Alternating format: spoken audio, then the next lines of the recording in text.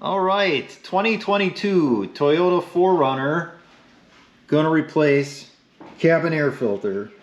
So we're going with a Fram because that's what Walmart had in stock. And the car's got about 20 some thousand miles on it.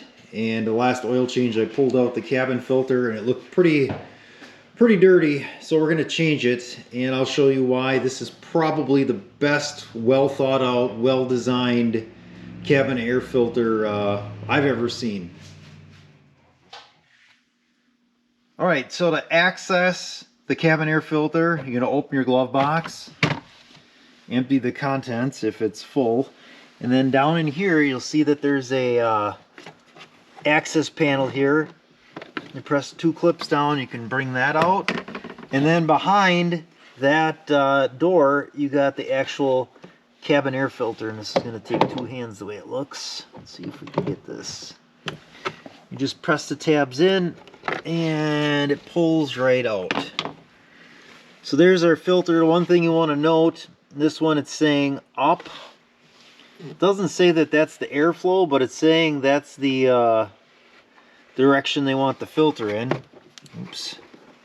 And if we pull it out and take a look, you can tell this filter is pretty dirty here. Got a lot of there's a dead bug in there. It's pretty brown. So, and if we compare the filters, this is what we got.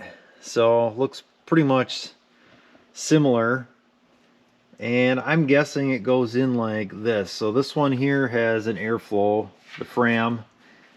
It's got the arrow pointing down. Pretty sure it should be up like this. And honestly, I don't know if it makes that much of a difference. So let's get that one slid in.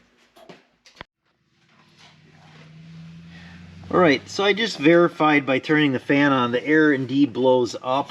And based on the arrow here, it says airflow. The writing is upside down, but the arrow is pointing up. So that is the way we're going to put that in. And I can tell you from other makes and models, this is probably the best, well thought out cabin air filter. You don't have to remove the glove box door. There's no part of the dash you need to remove. I've done a lot of Fords. I've done other Toyotas. This is by far the easiest to change. On this panel here, it does have an arrow marked with up, so you know which way this goes to put that back in. And then the last part of the panel here, you just got three tabs you line up at the bottom and then snap it back in. That is the whole process. Super easy. Alright, so we're going to wrap it up here. So here's the old filter. So like I said, we had some leaves in there. Looks like a dead fly. It was pretty dirty.